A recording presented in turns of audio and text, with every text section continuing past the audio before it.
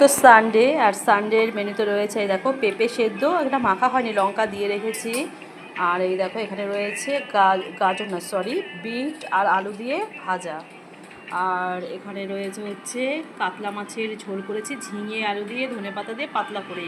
আর সাথে কিন্তু একটা ট্যাংরা মাছ রয়েছে এই দেখো। আর আমার ছেলে এই দেখো ছেলে খাচ্ছে।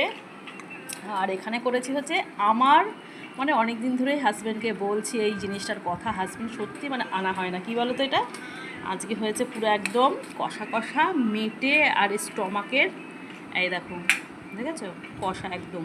মানে আজকে চিকেন কিন্তু হাজব্যান্ড টেনেছে, আমি চিকেনটা করিনি, এটা এক্সট্রা করেই নিয়ে এসছে। অনেক দিন ধরে বলছি যে মাংস ভালো লাগে না খেতে, এরকম স্টমাক মেটে তুমি নিয়ে আসবে। আজকে অনেকগুলো দেখো দেখেছো, আজকে এটাই কিন্তু রান্না করেছি। আর মানে সত্যি আমার মানে এখনই লোল পড়ে যাচ্ছে। আর কালারটা দেখেছো তো। আর ছেলেকে এখন আমি দেবো।